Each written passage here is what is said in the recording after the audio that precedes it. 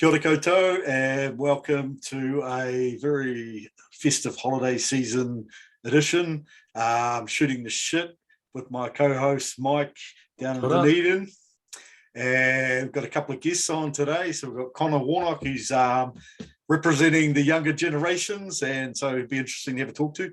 And of course, probably the guy that impressed me most this year on stage, Gareth Stanford. So welcome, Gareth.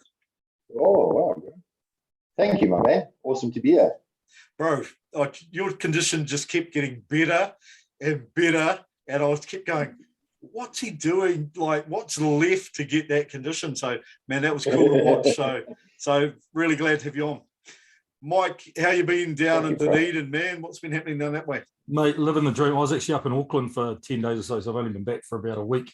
But, weather's good, back training, eating too much, all the things you do around the festive season, eh? But it's nice to be back home and back to my gym and back to my food and all that stuff. But I'm, school teacher, school holidays. I got my kids to look after, but Delaine's had a bit of time off too, so she's carried the load a little bit. Bro, sounds like you're living the dream, man. Delaine, if you are watching this, she's got all that time off. She's got all that time off. Make him do some fucking jobs around the house. I'm sure Delaine doesn't watch this, but anyway, yeah. I'll message you. Make sure you watch the clip. Anyway, send out a bit of advice to Joe now that you guys are living. No, let's not do that at all. She's already got that. Well and truly. Right, Connor, whereabouts are you anyway, Connor? Whereabouts in the country? Based in Wellington at the moment. Nice. How's Wellington been over the holiday break? Pretty hot. I've just been back at uni now, but I've been painting outside, so I've been getting a nice tan. Nice. Always a bonus of the outside job. Have you hit the beaches, Scorching Bay, etc. down Welly over the break? I've actually been pretty busy, just with work and all. But on my off day, it's when I'll be heading down to the beach.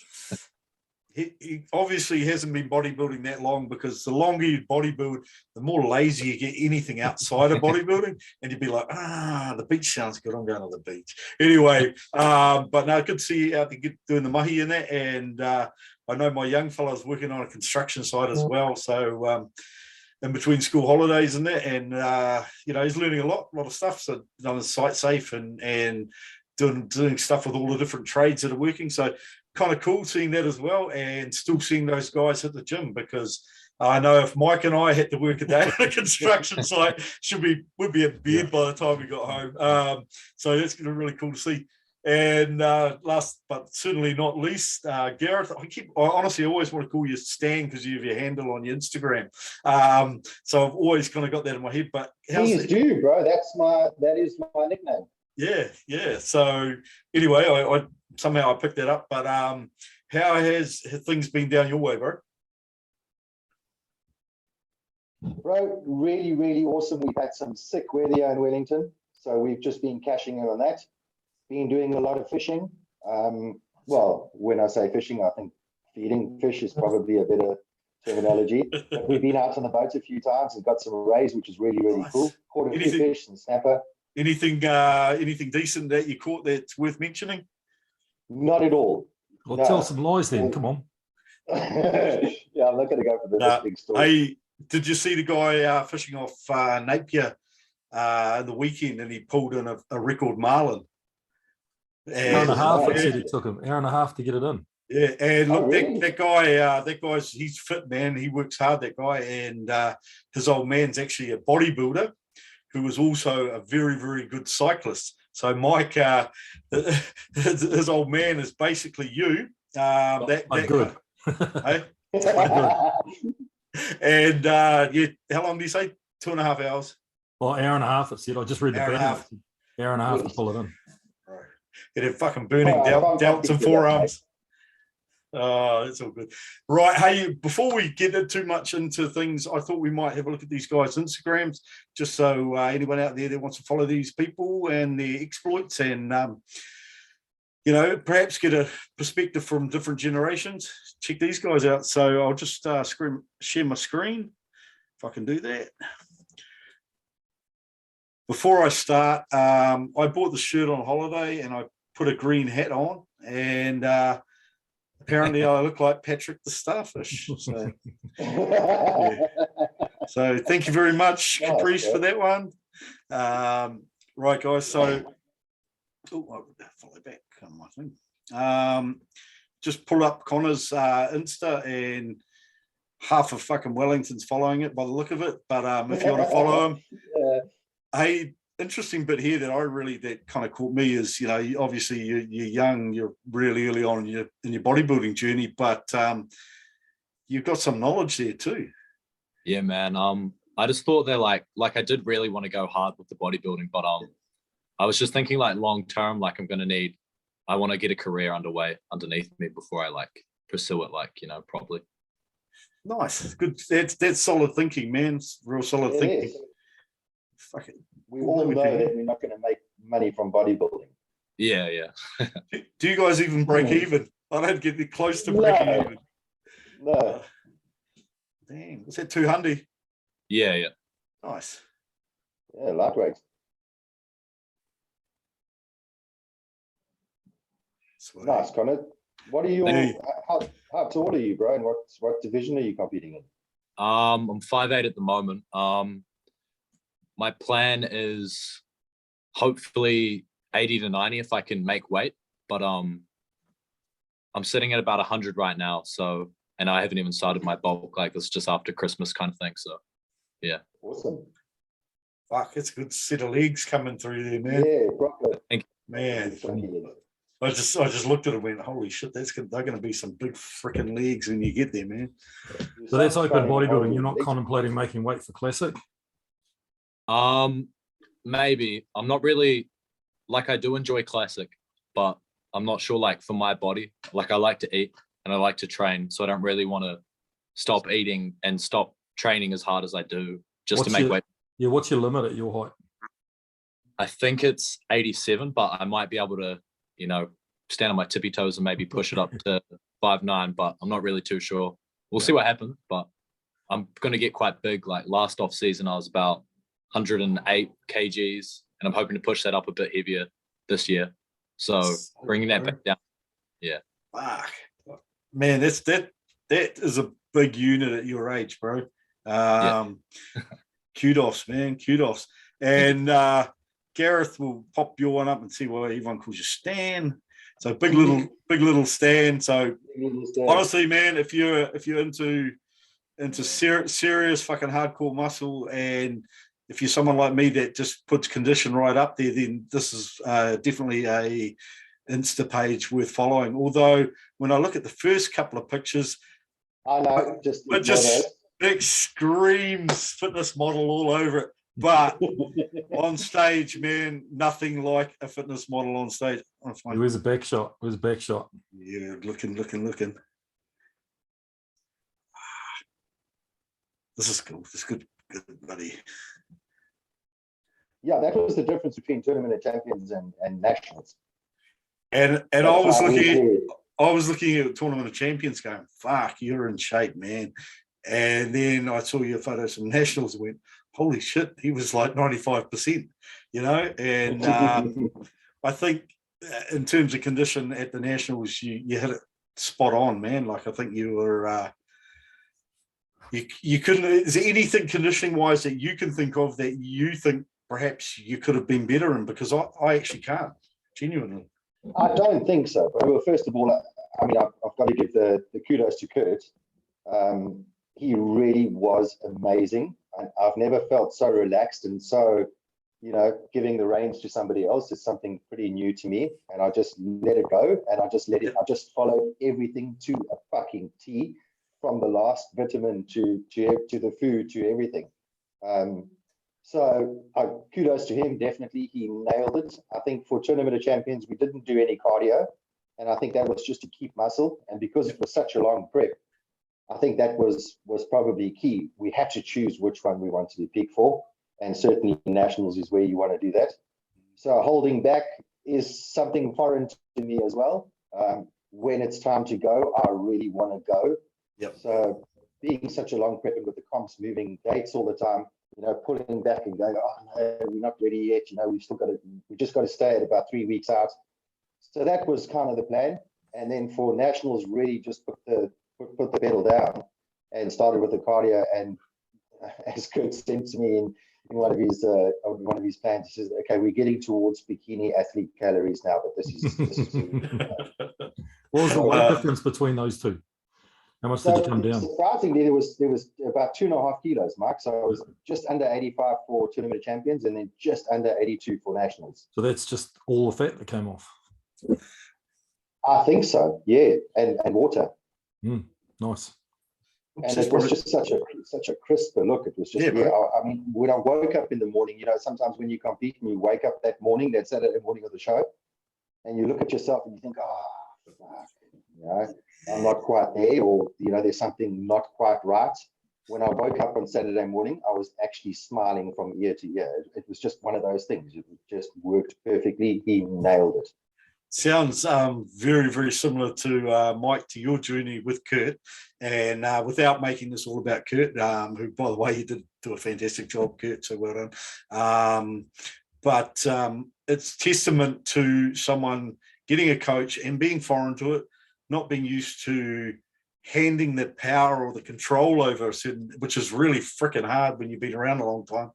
But and then just following it to the absolute T, and then getting the result that you really could picture as being best case scenario at the start of a prep. Too, Yeah, so. Absolutely. And then going, yeah, that's right. My coach was responsible for all of that. And that's kind of really, I mean, we obviously as athletes put in a ton of work, but without that plan being as precise as it was, or as flexible to adjust where it needed to get you to that end result, without that, you'd be a long way off. And I have to sort of think about, prepping, and whether, if I prep myself again, how I would deal with that, because,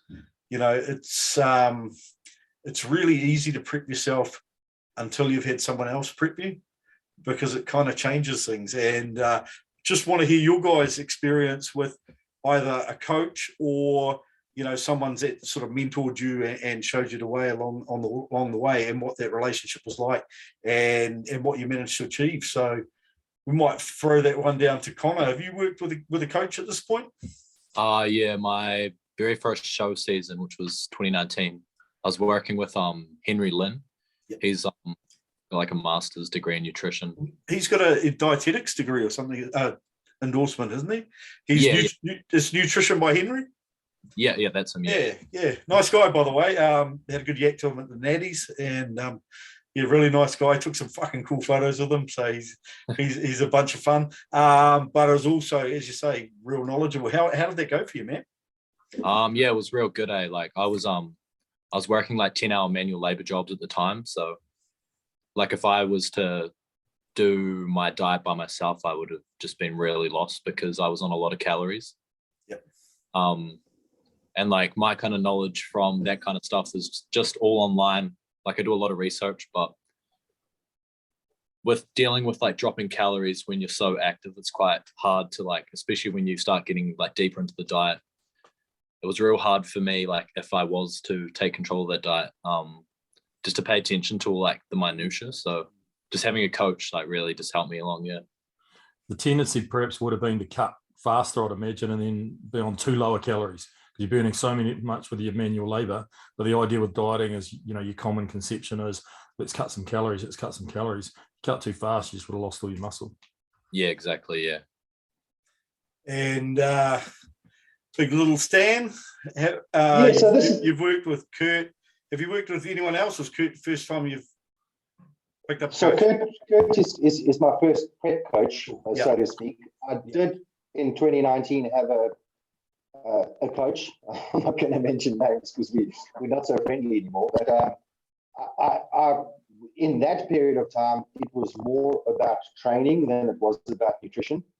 So I learned really how to maximize my workouts better. And then obviously with Kurt, it was completely different. I was more concentrating around the food and doing my own training. And I think years of experience kind of gives you that confidence that you are training as hard as you can in the gym.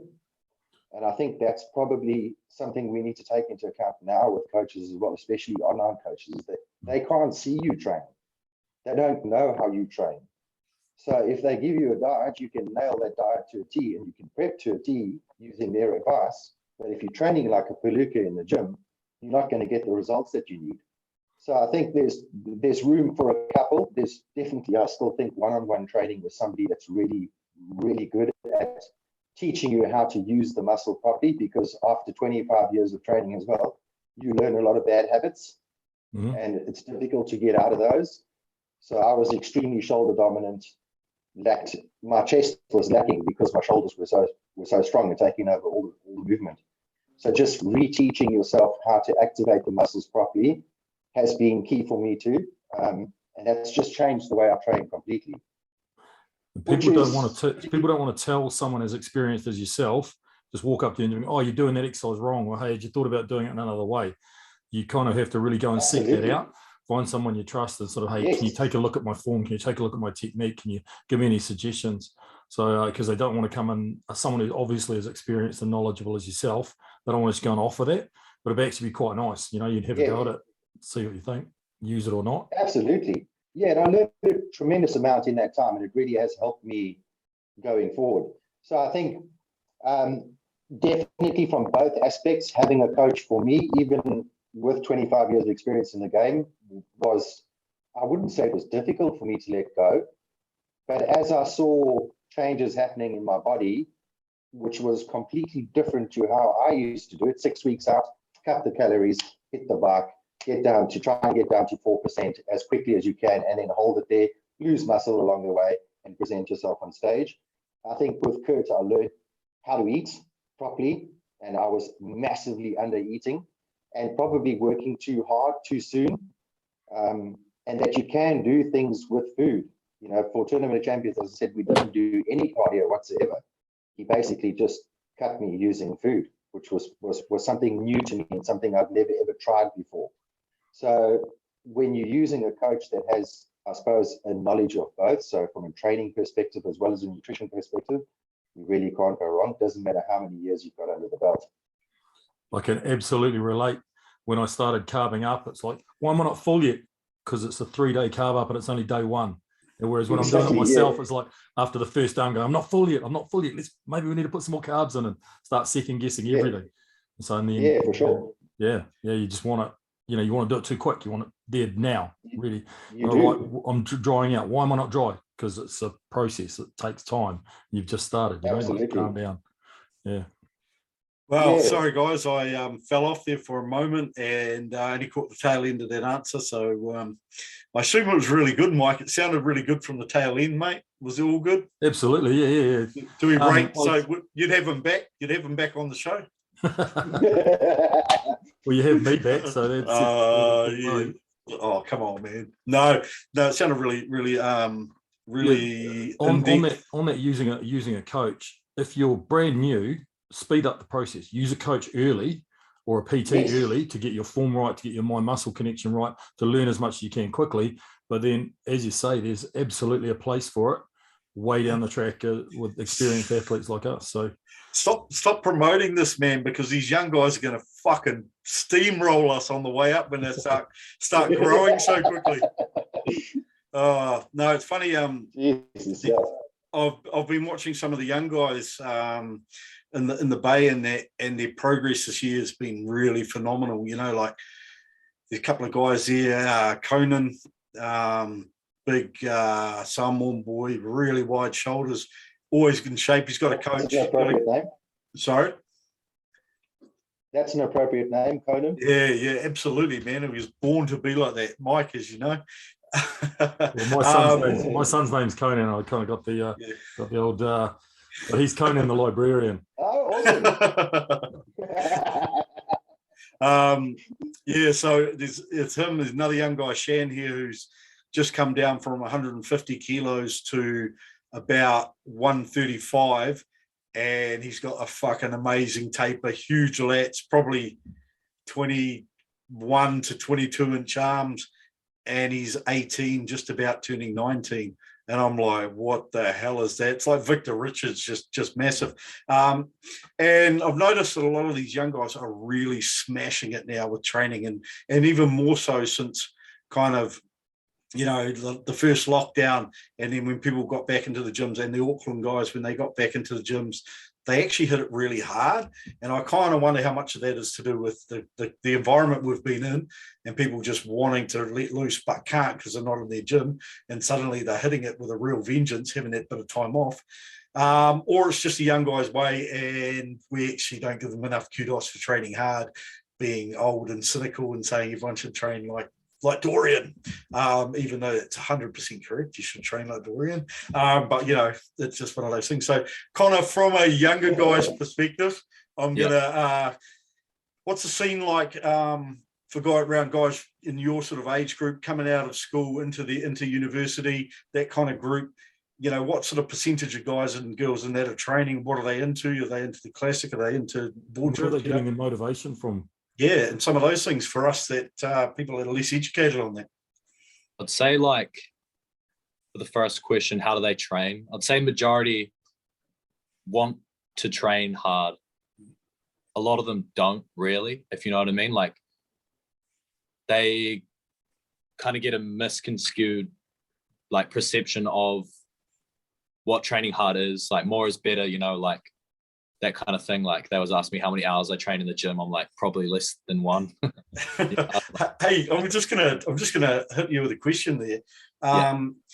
Do you know the precise moment that you learned what training hard actually meant? And can you remember that, and what kind of changed your mindset about what hard really was? Well, before I did bodybuilding, I did Olympic weightlifting. So I was squatting like 160 at like 16 years old. And my coach made me do like 100 for like 20 reps. And if I didn't get the 20 reps, I'd get smacked with a stick, like old school. So you just lost them there. All their New Zealand sport funding just got cut right there. they beat their athletes. But like, it was good. Like, I'm very glad that I went through that. And then later on, like, I always loved Dorian. And I experimented with high volume, like Kai Green, like when this whole squeeze the muscle thing, that was when that was around. And then maybe like 2017, 2018, I stumbled upon Trained by JP, Jordan Peters. And then I kind of fell down a rabbit hole, and I've been doing decent thing for about 3 years now, maybe. Yeah. So nice. There's probably no better place currently than that, unless you get the opportunity to train with Branch Warren or someone to actually learn. That's also not an unusual evolution. It's just you've done it quite quickly at quite a young age, because I think a lot of us, when we started, did way too much volume. I mean, there might be some value in developing a mind-muscle link with that, but then we went to high intensity, and then we went progressive overload. So seems like you've been through that same evolution that a lot of us have, but all in about 5 years. Yeah, I mean, when I was kind of younger, like, I was obsessed with bodybuilding. Like, I just loved listening and reading to every single piece of information I could find. I went down the science route, like the proper science route, when they overanalyze everything. And that kind of didn't really interest me too much. I kind of more of like proof is in the pudding. Like, science is important, yeah, but at the end of the day, like, the people that are spouting the real sciencey stuff, they are generally like natural bodybuilders. And my summation of that, Mike's heard this before, is that if I was choosing a coach and there was a university educated science-based sports scientist, spent a lot of time researching and stuff, versus a guy that was that had worked in the gym industry and had done a lot of work in the gym industry and had some really successful clients, I would choose neither of them. And I'd be looking for the guy in the lab coat with 20-inch arms. So, a real nice mix of that academic knowledge, but meathead time in the gym, and meshing the two together and finding out in reality what's the best thing, and it's different for everyone. So, you're always learning, and that kind of approach, I think, is seems more conducive to the outcomes that most of us as bodybuilders are trying to achieve. Probably less interesting than if you went purely down an academic route, you know, because there's some fascinating stuff. And I think the four of us all seem like we like really digging into the details and knowing everything in the nth degree. So, you know, that's my pick, but you've kind of summed that up. You know, you like that, I guess, evidence-based messages from the trenches, you know? Yeah. So we've got a lot of young guys that want to train hard, but don't really have an understanding of what hard's like. In terms of like numbers, are there more people joining the gym now than there ever have been, or? I'd say I've seen a lot of my friends. I think Chris Bumstead with the social media, like a lot of my friends would like talk to me like, oh, have you heard of Chris Bumstead? Or like stuff like that. And I remember like I seen Chris Bumstead back when he won when he got his pro card in bodybuilding in Canada. So like it's kind of interesting like now to that, you know, the evolution. I had the same thing when I used to sort of follow Westside Barbell when I was powerlifting, and you know, it was notoriously hard to find information. You know, there's a bit of stuff coming up on the web and that, and then it became really popular, and everyone was training Westside Barbell style and powerlifting then. And I kind of thought, oh, I'm really ahead of the game. Then I talked to the guy that was a cleaner at the gym, who happened to have lost 70 kilos. But before that, he was a 140 kilo powerlifter who used to correspond by letter with Louis Simmons at Westside Barbell. So that was well before the internet was around. It was when Louis was competing, and they would write letters to each other. And I thought, man, I haven't been around and I don't know things as, you know, I'm not that ahead of the game. So there's always someone ahead of you, I guess, and you take some learnings. Well, but before you move on, Gareth, are you repping the South Pacific Muscle t-shirt? You flying the flag? What have you got? Yeah, there you go. Lucky I didn't put mine on. I was almost going to wear mine today. Good choice of clothing. Hey, talking about clothing, man. If I'm going to be on the show, I might as well go full hog and get the whole sponsorship going. You know? Yeah, Mike's writing out checks left, right, and centre, mate. They're all knocking on his door. It's in the mail. Checks in the mail. An NBA check and a little bounce like a motherfucker. Oh, let's go. Talking about shirts, though, we have got something in the pipeline. Won't say too much about it, but we'll say it'll have a very local flavour to it.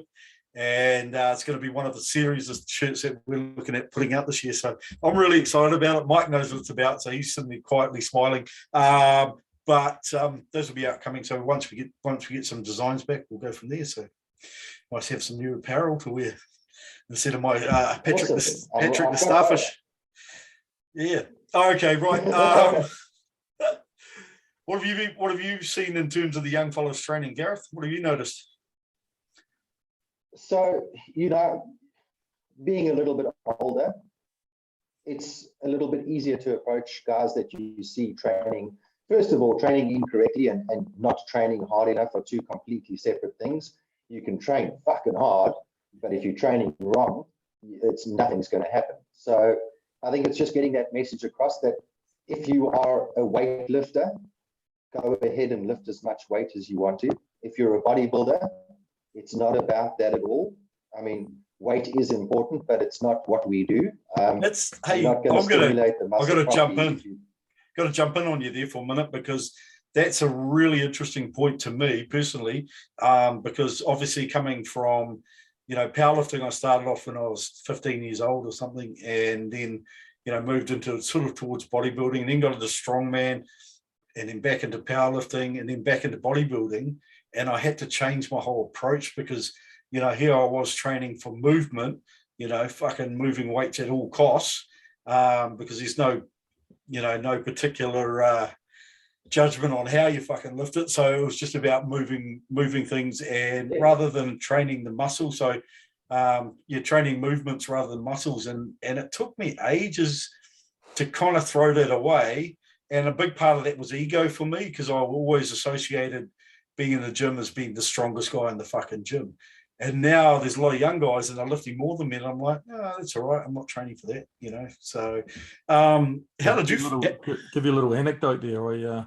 Obviously being a teacher, a lot of my school kids go to the gym, and there's a young guy who's actually just finished school, and he's actually growing really fast. And I sort of went and had a chat to him, and he goes, "Oh yeah, I just got a 90 kilo bench or 95 kilo bench or something like that." And he said, "Oh, I think if I get a bit more leg drive, I can get it to, I can get another 5 kilo." I said, "Oh yeah, are you going to do powerlifting?" And he said, "Oh no, I just want to get my bench up." So, are you trying to build your chest up, or I just want to get my bench up? So he actually didn't really know what he was training for. He just wanted to push a number, not for powerlifting. So I think, I need to pull that guy aside and have a little chat. So work out what you're training for and train for that. If it is powerlifting, absolutely, leg drive, whatever. But if it's for bodybuilding or you want to bulk up, then let's isolate the muscle and kind of develop that. I remember that though, Mike, when I was young, that getting a 2-plate bench was something that you strive for in the gym. You didn't have to be a powerlifter, you didn't have to be a bodybuilder, but everyone wanted to put, $2 big on instead of playing with the fucking nickels and dimes. So, I think that for some guys, there are numbers like that. And I guess they kind of still exist. Every now and then you go, I actually want to do a 4-plate row. And you shouldn't be doing a 4-plate row. And you could get injured and your form's shit and it's not actually helping your bodybuilding, but you just want to do a 4-plate row. So, I get that. What have you seen? I think that's fine as well, bro. I think if you're training 90% of the time for mind-muscle connection and for stimulation and for growth of muscle, if you really feel like you want to fuck it up, take one workout a month or one workout every 2 months and go hard, just warm up properly and don't worry about form and get it out of your system. I kind of thrive in that environment as well. I always want to try and lift as heavy as I can, but sometimes pulling back from that is hard. But I do still have that urge to really want to fucking go for it, I get that, man, because I was in the gym the other day and I walked in and they had a sign up going, get a PR before Christmas and put it on the board. And I walked in, they went, Nate, have a go, just get any exercise, just get a PR and let us know. I'm like, I'm not doing that. That's fucking stupid. Only the other day I tried to go really heavy and I fucked my back up. Oh no, I tore a quad, I think it was that. And I was like, I'm not going to do anything stupid. About half an hour later, I ran out to the front and went, yeah, I got the biggest dumbbells and I fucking did 12 of them. I've only ever done 8 before, but I did 12. And then I kind of like finished my workout and I was like, my elbow really fucking hurts. So anyway, I absolutely know what you mean. Sometimes you just want to gun it. How did you find that, Connor, that whole change from being an Olympic lifter / powerlifter into the bodybuilding and the mindset and the way you train? How did that go for you? It was quite a slow progression, to be honest. Like when I first started bodybuilding, maybe I think it was early 2017. I couldn't even bench 60 kilos. So I had a strong legs, strong back, but the rest of me was piss weak. So I started off being an idiot, probably like a lot of people have been, just pressing as much weight as I could and then crappy form. But every 6 months, even now, I'll drop my weights right back and just refocus on the form, feeling the muscle. But with the DC training, I only, I'll do today I train legs, 2 sets for quads, 1 set for hams, 1 set for calves. So I really do have to make sure that I am taking muscle properly. I'm not messing around, Yeah. Yeah, interesting, because I did the same thing with the push-pull legs, and I found that I got to a stage after probably 2.5 months that I went, actually, my form's kind of breaking down in all of my top exercises, so I'm just going to bang off 20 or 10 kilos off everything, lighten up, and push for some high rep PRs, and then slowly build up again with the hope that once I get to that point again, my form doesn't fail. So, that's probably something worth covering. Mike, you got any thoughts on it? Well, you were following when you were working with Jamie, you're following the Jordan Peters kind of progressive overload. Did you manage to sort of maintain pretty good form through that period of time? No, that was where I'd say after 2.5 months, I had to go, actually, even though I'm still getting PRs, the PRs are actually getting sloppy. So I don't consider that a progression. Like if you did 6 1 week on rows and you did 160 and you jumped to 165, and you pulled the same number, but you were coming up, would you have been better off just sticking with the 160 and trying to push that weight up? But your natural inclination to want to move some big weights and see the progression in the weights rather than the reps and the form. It was a bit of a. You were doing that. There was the podcast with Jordan Peters. I think he was on with. It was either Fuad or, it was a really good podcast. But he sort of explained his whole theory and so on. His progressive overload. But he said he's absolutely obsessive about form. Yeah. So, but he would work through a cycle and then change the exercises essentially so that he could reevaluate new PRs and sort of work for those before his form would break down. So I got the impression that was sort of every sort of 6 to 8 weeks or so, he'd change the exercises out. But yeah, he said he was absolutely obsessive about form, and he would obsess about not getting a PR, not getting an extra rep, not getting any more weight for the whole week until the next sort of that body part again. So he was really obsessive about it, but he was a stickler. Does anyone been following him while he's dropping all his body weight? And I'm still looking at him going, he's fucking strong, and he's still hitting PRs and things, and he's changed his rep ranges and some stuff. But have you guys seen that? Break. He is insane. Absolutely, and his physique's insane due to that fact, but at a cost, man. You'd almost say, how much difference is there not in terms of the training style and the methodology and all that type of thing, the knowledge, but in his scenario and Ronnie Coleman in his later years, are we going to see Jordan Peters as a 60-year-old man that can't walk or has had both hips and his back done and his knees? And I wouldn't like to think so, and I really hope it's not the case, but to keep at it at that level, almost like, Branch Warren kind of pulled away towards the end and apparently still trains like an absolute animal.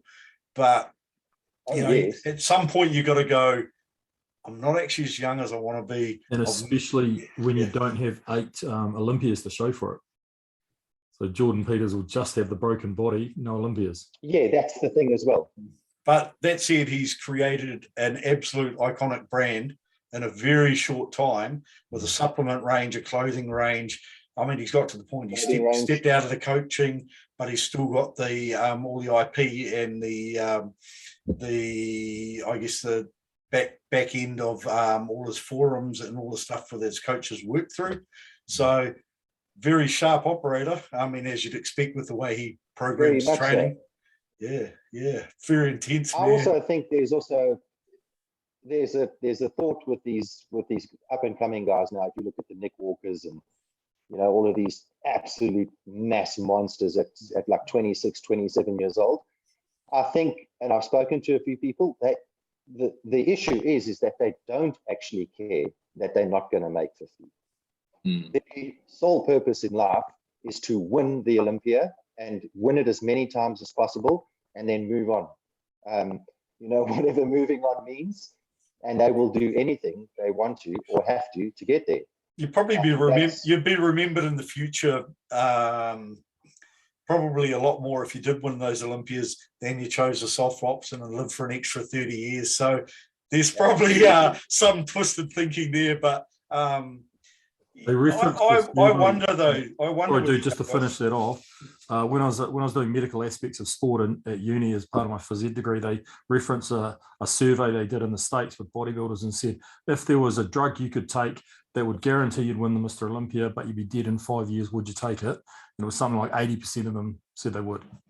So that just kind of shows the mentality. I absolutely believe that. Hey, look, they did a similar thing with Olympic athletes, Mike, about a gold medal.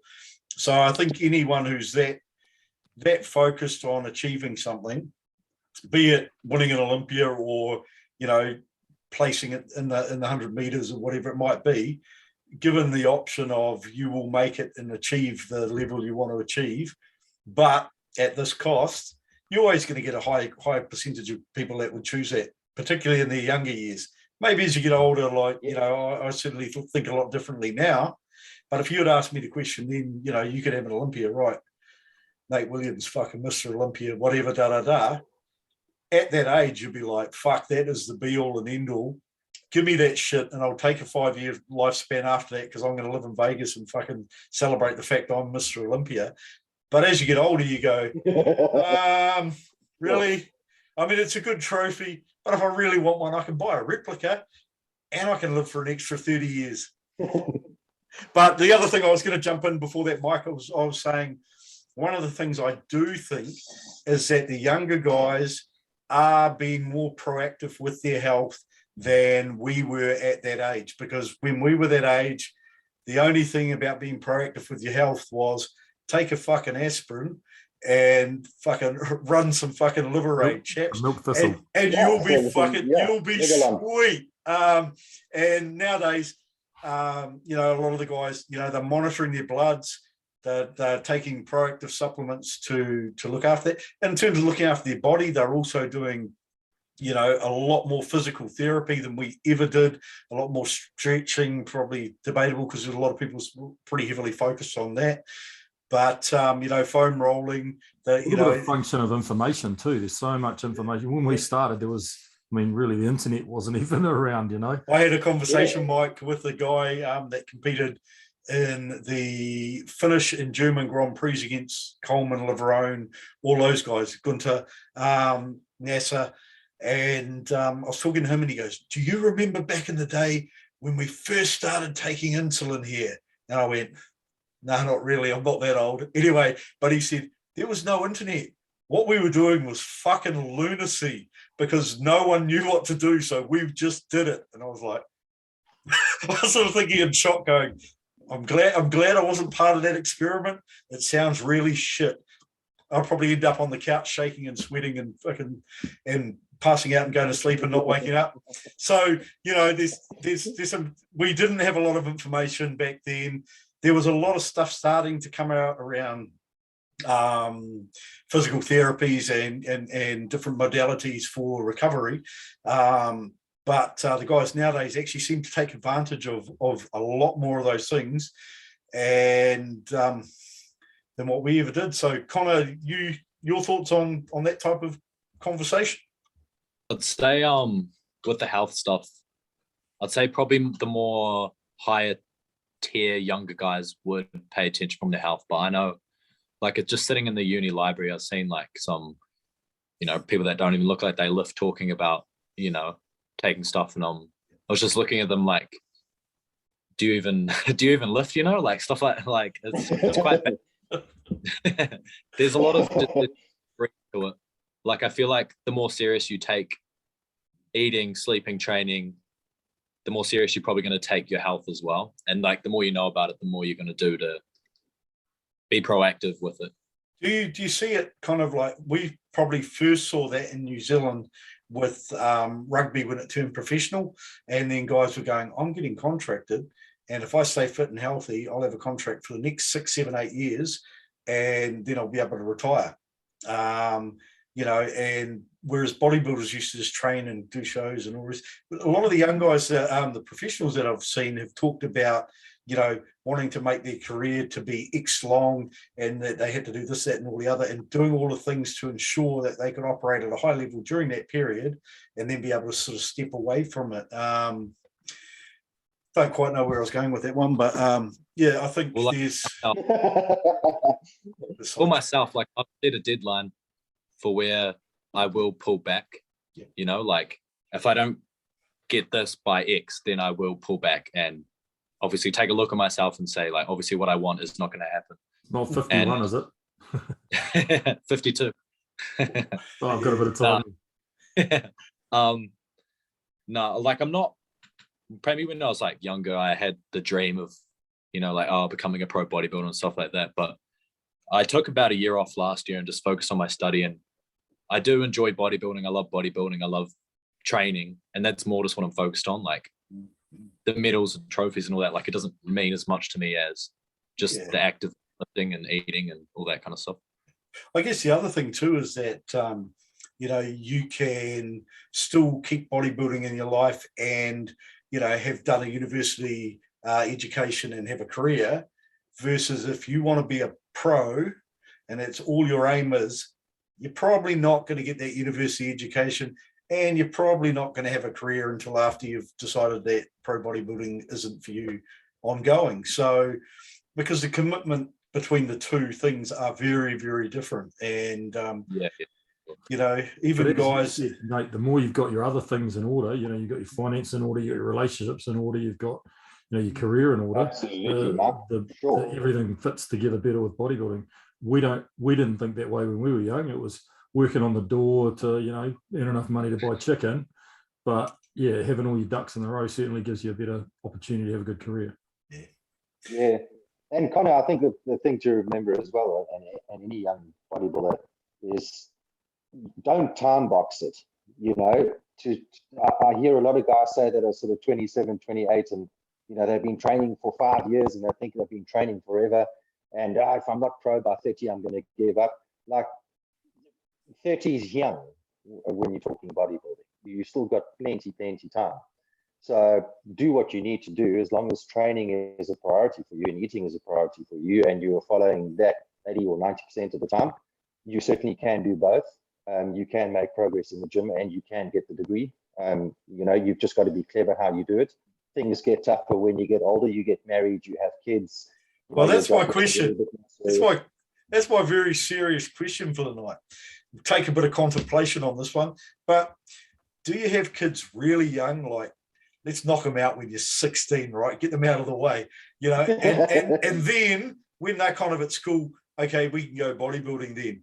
Or do you kind of start looking really good in your mid-20s and going on there, and you're thinking, fuck, I've only got another 2 years till I've got to have kids, and there's no way I'm at this level if I'm going to have kids.